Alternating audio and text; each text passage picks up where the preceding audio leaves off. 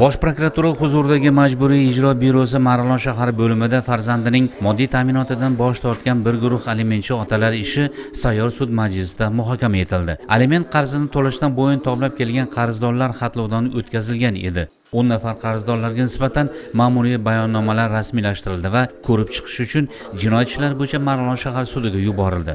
Undiruvchi Nigora Davronovaning foydasiga voyaga yetmagan bir nafar farzandining moddiy ta'minoti uchun ish haqi va boshqa barcha ishlab topgan daromadlarning 4/1 qismi miqdorida aliment to'lash belgilangan bo'lsa-da, qarzdor ota 9.644.000 so'm qarzini to'lashdan bosh tortib kelgan. Sayyor sud jarayonida mavjud qarzdorlik undirib berildi.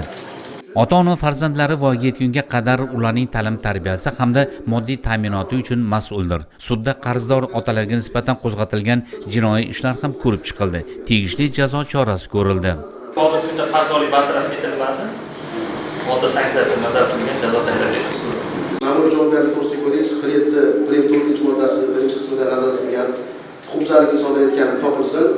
Yetkazilgan zarar, ya'ni 3.779 so'm miqdorida aliment qarzdorlik qoplanmagani sababli unga mazkur modda bilan 15 sudga ma'muriy qamoq jazosi tayinlansin. Shuningdek, undiruvchi Karimov foydasiga 3.446.079 so'm miqdoridagi aliment qarzdorlik undirilsin. Farzandlarining moddiy ta'minotidan qiynalsa-da, yolg'iz o'zi ham ota, ham ona bo'lib, bola tarbiyasi bilan shug'ullanayotgan onalar. Ota esa har gal yolg'on va'da berishni o'ziga odat qilib olgan. Aliment 2023-yilning dekabr oyidan beri to'lanmagan ekan. 36 million so'm qarzi bor ota imkoniyat ham so'radi. Sizga yetarli imkoniyat berildi. Undan ortiq imkoniyat berildi.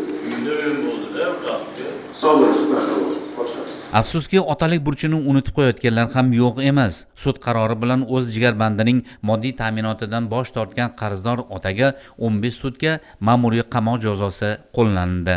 Qarzdorlar o'rtasida ogohlantirish ishlariga qaramasdan, targ'ibot ishlariga qaramasdan, mana shunday aliment qarzdorlarni o'z vaqtida to'lamasdan qochib yurgan holatlarga ham duch kelanyapti.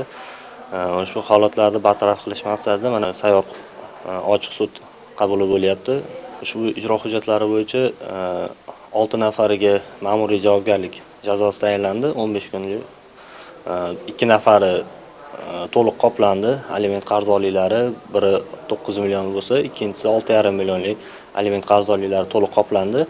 O'tkazilgan sayyor sudda aliment to'lashdan qasddan bo'yin tovlab kelgan shaxslarga nisbatan jazo muqarrarligi ta'minlandi. Lekin muhimi bu emas. Asosiy maqsad oilalarni yarashtirishdir. Men bularni ko'rib turib hozir hayron qolamanki, bizda qonun ustuvor. Ustuvor bo'lgandan keyin u har xil vaj qilgan bilan, boshqa qilgan bilan faqat bir to'laydi. Shuning uchun el yurti oldida nima degan odam bo'ladi? Ota-onalari shularga chiroyli maslahat berib, to'lang, to'lamasang bo'lmaydi bolam, o'zing farzanding to'lay deyishga kerak. Sayyor sudda 3 ta oila tiklandi. 4 nafar go'dak oilasi davrasiga qaytarildi.